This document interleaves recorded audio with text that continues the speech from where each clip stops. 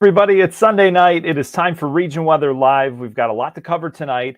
I'm going to talk a lot about the drought that we were kind of getting into. It's been a very dry end of summer here, and now as we start fall, we're starting kind of on the dry, crispy side of things. It's not just the leaves crisping, it's the dirt. But we do have some much needed rain on the way this week, so we'll highlight when and how much we're expecting out of that.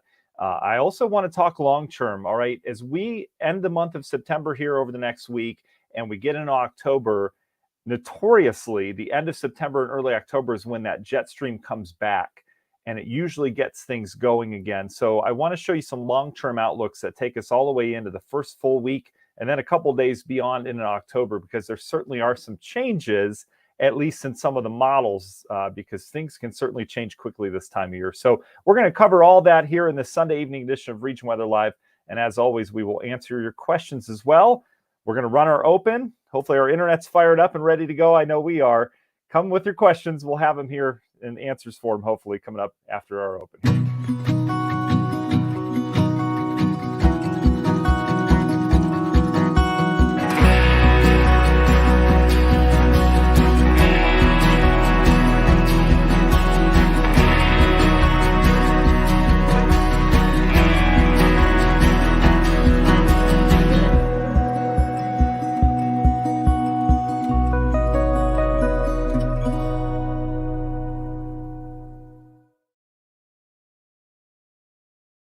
The Region Weather Live, everybody. We do this every Sunday night. It's so nice to be with you guys. I'm meteorologist Matt Wintz of Region Weather here. Hope you guys had a nice weekend. My goodness, this weather, this stretch that we've been in hasn't been too bad.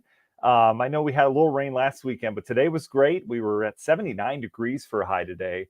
High temperatures only average the low to mid 70s, depending on where you are in the viewing area. So just incredible stuff. And we've got a week ahead that's going to feature quite a few shower chances. I don't think any day's a washout, but we're going to have quite a bit of rain around on radar, at least to start our week. And then as we get into the weekend, I see a really nice pattern change that takes us into some drier and warmer weather. So if you like today, I think we've got more days like that as we look forward here. All right. I want to say hello to Phoebe. I see your comment says hello or hello. Hi to you, Phoebe. Susan's with us. Don Z, thanks for joining us on our YouTube channel. Good evening to you, Linda. Thanks for being with us. Derek says, what a good Packers game. Go, Pack, go. How you doing? Derek says, Packers did well today, winning by 1. The Bears, my goodness, what is happening? We're not going to dive into that. Jacob's saying cold and snow. Now you're getting me excited. Jacob, I'm going to show you a long-term model. And I looked at it and I'm like, oh, boy. Things can just flip so fast this time of year. And I'm not saying that's going to happen anytime soon, but will it, right? It's amazing how close some of the snow's getting. Gail, good evening to you. Kim, hello. Jeff's with us. Diana, good evening. Susan, hi to you. Laura, hello. And Andrew's with us. Andrew's with us, so we can get started, everybody. Andrew, hopefully not getting the snowblower out anytime soon. All right, want to quickly thank our sponsors from top to bottom, right over on this side, Tiger Plumbing. They gave, this is a while ago, they've been our sponsor for over 2 years. They're just wonderful family-owned business, but they sent T-shirts to me and my family. And as you guys know, I've got 3 little ones. We've got another on the way next month, so that's going to get interesting. But anyway, it's so funny. Our youngest, Wyatt, he's 3. He wears his Tiger Plumbing shirt like every day. And I don't even think Tiger Plumbing's on here tonight, Jeff, with them, but he's always like, can I wear Tiger Plumbing? And it's just so cute. It's so cute. He loves his Tiger Plumbing shirt. But anyway, tigerplumbing.net is a place to go. Right now, they're doing $30 off a service call. They come out for free, which in this economy and how expensive things are, which is crazy, they come out for free and look at the problem. They don't charge you $90 just to come out, and then you decide someone else, whatever it is. But they've got great reviews across the board. Every single day they get a new review, either from a Region Weather folk or someone else. But tigerplumbing.net. PSA, they've been with us for a while too. It's public service adjusting. It's kind of a service you don't know you need. But what they do, if you have an insurance claim, like let's say a tree falls on your fence, okay, or something happens where something breaks in your house, whatever happens to be, and you're going to file an insurance claim, that seems normal, right? Don't do that right away. You want to go through PSA. What they do is they do everything for you. They act on your behalf towards the insurance company. And what they'll do is they're not going to take lowball numbers on some of the stuff that they get back. You know how insurance companies tend to like go low on things? They'll get you top dollar back from them. They'll fight for you based on whatever that claim is. And they don't take any money whatsoever until you get money. And so it's kind of a win-win with that. And if you don't believe me, go to their website, publicserviceadjusting.com. They've got 5-star reviews across the board. Everybody raves about them. So insurance claims, not something you really plan on, right? But certainly something that when it does come up, go to publicserviceadjusting.com. Grieger's Chrysler Dodge Jeep Ram. They have new deals on Jeeps right now. They've got the new Wagoneer on lot, which is really nice. Boy, that would fit our family soon. But anyway, they've got great deals on Jeeps here for the fall season. Grieger's Chrysler Dodge Jeep Ram. And then finally, last but not least, St. Jude House. I just had a call this week with Ryan. Just what a wonderful organization, Northwest Indiana. I just want to highlight them because they do such good work around domestic violence. They have a mobile advocacy program. So basically what that is, a lot of people suffer from domestic violence. I know it's not a pretty topic to talk about, but there's also kind of this hidden thing about it where you don't talk about it, right? If you're going through it or a coworker is, whatever it happens to be. And what they do, they have advocates now that work out in the community. They meet with survivors wherever it's safe and convenient for them. Coffee shops, whatever it happens to be. They've met in this last month in Crown Point, Cedar Lake, East Chicago, Whiting, Hobart, Gary, Maryville, and Griffith. And the advocates are led by the victims or survivors. And they start the service by asking, what do you need, instead of this is what we offer.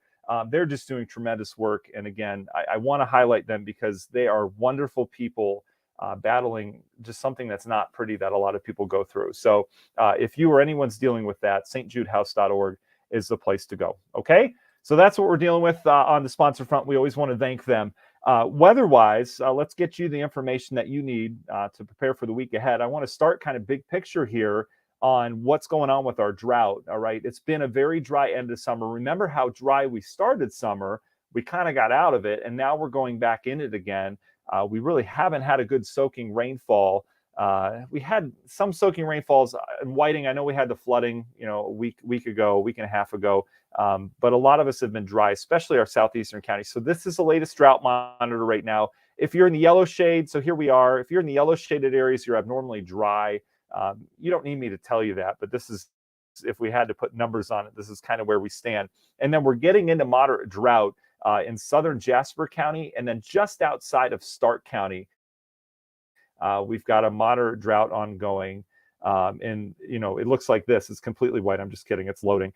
We've got a lot of data going right now, folks. But here you go. This is the area that we're dealing with moderate drought, where we need anywhere from 3 to 6.5 inches of rain to kind of make things right on the year. So we could use the most rain across central Indiana. Look how much Indiana is under a drought right now. This really has expanded. It's expanded across the Midwest. So we need rain, all right? That's my point. And we've got real good chances of rain this week with this system in the upper Midwest right now. There's a big swirl of circulation that's really just been swirling here for the last couple days. It's a very slow mover. It's cut off from the main jet stream, which is well to the north, and it's really not that strong. Jet streams plowing into the west. They have an atmospheric river event this week, which is kind of, to me, it's a little bit early. Typically, as we get into late fall and winter, that's when you start to bring the jet stream or that tropical, the atmospheric river event, or the Pineapple Express, they call it, which is that ribbon of moisture that comes off the Pacific. Typically, that doesn't come in until late fall and winter. That's a rainy season out there, but this one's getting them good. Washington, Oregon, seeing heavy rain from this. It's really not doing a whole lot. It's just kind of floating there. So as that system continues to float around, it's eventually going to meander its way down to the south and move through us. I think that low pressure in the upper Midwest will be right over us Tuesday night into Wednesday. So Tuesday and Wednesday, we can expect the highest variety of showers and even some thunderstorms. They're going to be slow movers. We could have some very heavy rain in spots out of them. But as things go with systems like this, with upper level lows, not everyone sees rain. So the potential's there Tuesday, Wednesday to see some good downpours with this. And you see, even tonight, there's some thunderstorms developing back towards Western Illinois. We do have some dry air in play. We're working here tonight. There's a chance, but tomorrow is really when our rain chances are going to start to ramp up a little bit, but then especially Tuesday, Wednesday. All right. So big picture thinking, Monday, Tuesday, Wednesday, I would plan for some rain around, especially Tuesday, Wednesday portion of it. So here's what the high res model is thinking in terms of how things develop. There's the storms that develop back towards western areas of Illinois tonight. Notice how those kind of fade as they approach us. We've got a strong east wind. So this is all dry air over here. So it's basically moisture coming into dry air. Which one wins out? Today it was a dry air. We knew that. Tomorrow it's going to be close. So again, spotty showers possible, I think mainly towards the Illinois side of things, but can't rule out rain, especially tomorrow afternoon and evening with this right here. See how there's just a couple showers around, nothing major. But then as we get into Tuesday and Wednesday, here comes our low. You see the axis of that's right over Iowa now. This whole thing kind of pinwheels in here with real good rain chances. This is Tuesday afternoon, Tuesday night. We're developing some showers and even some thunderstorms. And these things can get a little squirrely sometimes. We can get severe weather out of this time of year. There's enough instability. There's swirl. There's shear in the atmosphere.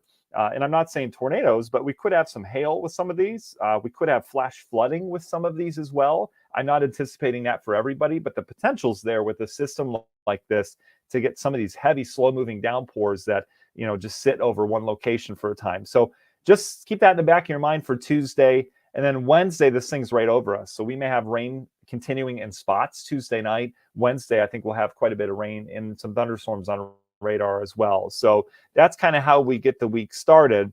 And then let's finish the week for you. So here's the latest Euromodel run. And this brings, as you can see, that low pressure system through. Here's Tuesday, pretty good coverage of rain around here. Here's Wednesday, pretty good coverage of rain around here. And then eventually on Thursday, we'll have a little lingering moisture in place. The GFS wants to clear us out. The Euro just has this slight risk for some showers around here on Thursday. I can't rule that out. This thing's slow moving and there tends to get moisture trapped this time of year. There's not real strong heating from the sun, right? Our sun's pretty weak this time of year. It's equivalent to the sun in early March, or actually mid-March. But even still, it's not what it was in the middle of summer. So lingering chance on Thursday. Friday, Saturday, Sunday look great. I was made aware that this is the new wedding season. Okay. My wife and I got married. Our anniversary was actually yesterday. So cool.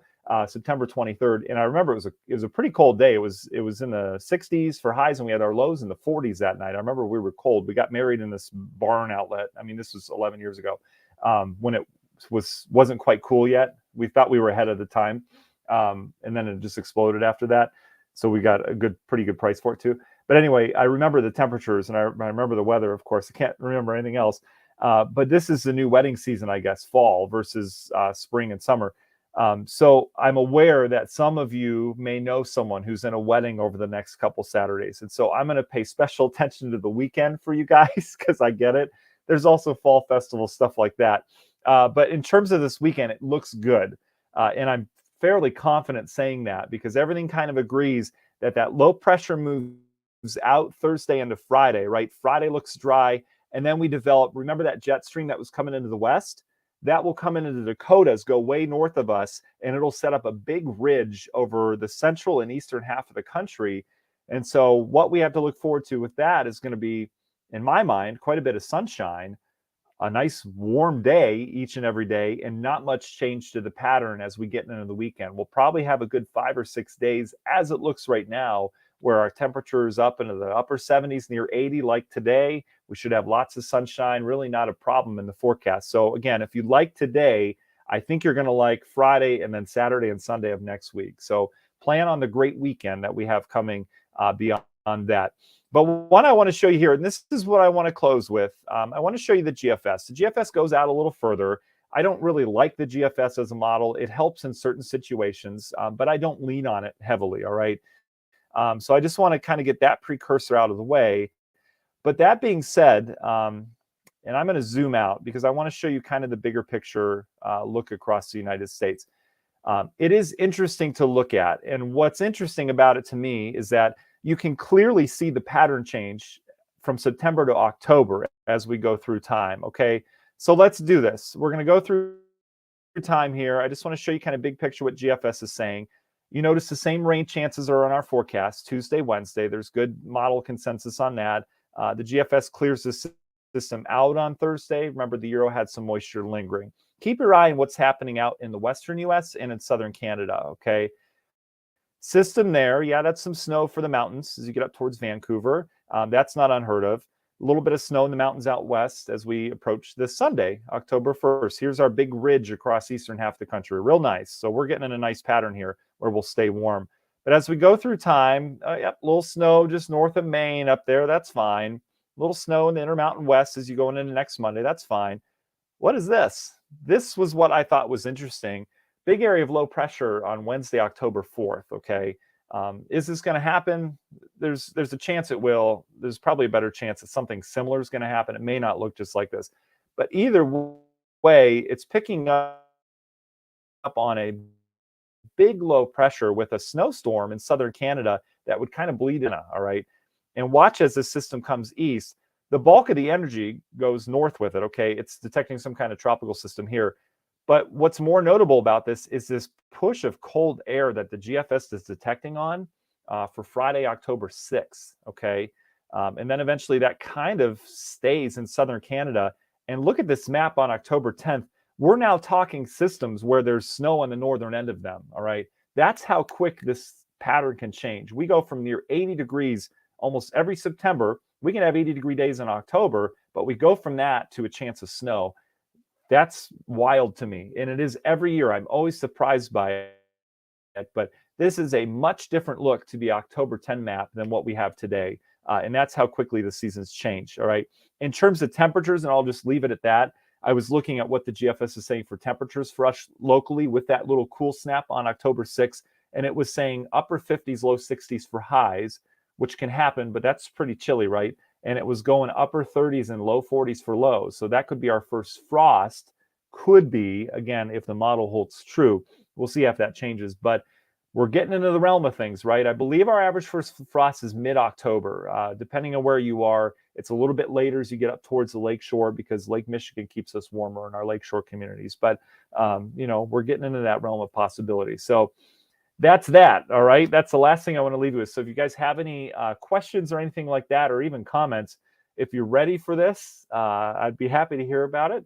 If you're not ready for this, I'd be happy to hear about that too. Either way, it's coming. We really can't do a whole lot about it. All right. So we'll answer your questions. We'll get you on your way here on this Sunday night. All right. Let's see. Hi, Mary. Mary's with us. David says it's going to be a really bad snowstorm in Porter County. Not yet, David. We're a little too soon on that. Hi, Lance. Lance is with us this evening. Andrew says, if I need to talk about my snowblower to keep it away, I'm all about it. We'll see how this winter goes, Andrew. You were like 3 for 3 last winter. Let's see. David says, my cornhole competition is supposed to be canceled on Sunday, October 1st, due to some rain. That's interesting. That's being canceled already, David. I don't see any rain in the forecast, so let me know how that goes. Again, I don't have rain in the forecast right now, but we'll see. Joe's with us. Joe says, hi, I'm new to Indiana. Joe, that's awesome. Welcome to the Hoosier State, my friend, and welcome to Region Weather. We cover Northwest Indiana weather because Chicago really doesn't, so there's that. Mary says, welcome to Indiana. Thank you for the happy anniversary wishes, everybody. Dorita says, my nephew's getting married on Saturday. I knew there's someone. There's always someone. So I'm telling you, as of right now, it looks good. It really does. Thank you, Linda. I appreciate that. Teresa, thank you. Rich brings up a good bird point. He says, enjoy the hummingbirds. They will be leaving soon. Yeah, a lot of birds migrating down towards the south this time of year. And it's interesting. A lot of them will stop along Lake Michigan, along the shores as they're making their way down towards Mexico in the southwest. So fill up the bird feeders at night. You get a lot of migrating birds at night when they do a lot of flying. They don't usually eat from your bird feeder at night, but they're sleeping in the trees and stuff like that. It's really fascinating. We have someone I work with is a huge bird expert, and they taught me all this cool stuff about it, which is cool. But anyway, that's that. And then did you guys see the flamingos in Lake Michigan? Did you guys see that? I think it was Friday, whenever that was. They got displaced by, I think it was Idalia, the tropical storm, and they landed or the hurricane, and they landed in, they migrated to Lake Michigan. So I don't know what they're going to do about that. I didn't see the follow-up, but there were flamingos in Lake Michigan over on the Chicago side. Everyone was taking pictures. Andrew, totally side note, but is GFS predicting very active tropics? Andrew, the GFS is not really active in terms of tropics. It's picking up on a couple systems in the next week or so. None of them are developed yet, so it's nothing that we're really tracking. There's Philippe, it looks like Felipe, but they probably pronounce it weird. I haven't heard it yet. That's out right now in the Atlantic. That's the only thing right now in the Atlantic, and that's going to head north. That's not expected, but the GFS does develop a couple more storms. And you notice this one here predicts like a Hurricane Andrew for Florida on the 10th. Just as a meteorologist, I see this all the time with the GFS. It's not saying it's wrong, but the Euro's not picking up on anything of the sort yet, so don't worry about this yet. But in terms of active tropics, we typically will stay active, as we go the rest of the month into October. I mean, our peak was just 2 weeks ago for hurricane season traditionally, and it doesn't really back off till mid to late October. And then you can still get storms into November. But the GFS isn't doing anything too crazy. It develops, I think, 2 or 3 systems, which is not out of the ordinary, and the first of which curves away from land. And then this one's kind of fantasy land, so I wouldn't pay attention to it. All right. Lots more colors through the region into eastern Indiana, says Brent. Yes, this is at least 2 to 3 weeks earlier than normal. Brent, it's interesting. Our typical peak foliage, at least what I grew up learning, was mid-October. All right. And we haven't been there the last couple of years. We really haven't. We haven't been there the last couple of years. We've been more late October into even November at times. Halloween's kind of been the peak last couple of years. So, Brent, I kind of feel like this year's just trending average. I really do. I mean, we're seeing real good color. I get it in spots. There's a couple trees in our neighborhood where it looks like fall. I mean, the neighbors' trees are all red and orange, and it's like they're not going to have anything left in a week. Meanwhile, everything else is green, But I think we're trending normal this year. It's just my opinion. I think our peak will still be in the middle of October, so maybe 2-3 weeks out. But yeah, it's a lot earlier than last couple of years for sure. Mike, you're welcome for sure. Let's see. Karen asks, what is the weather for the Chicago Marathon? Karen, when is the Chicago Marathon? I don't know that offhand. I know it's the same time every year. I'll look it up. And then I can get you the weather for that. I'm a runner and I don't know when the Chicago Marathon is. October 8th. Okay, so that's coming up. Was that 2 weeks now? Karen, are you running by chance? Or do you know someone that's running in that? I ask because I'm an avid runner. I run the Cleveland. No, I don't do the Cleveland Marathon anymore. I do the Cleveland Half Marathon now. I'm getting older. I have too many kids. And you're welcome. Lynn, you're welcome. Mike, you're welcome as well. But let's look. I'm going to look at the Euro for then. As of right now, Karen, it's trending warmer. Again, it's a little too soon for that. But let's go all the way up to, that's the 4th. So a little too early to call on the 8th, but this is the 4th, and this is when that cold air is coming into Canada.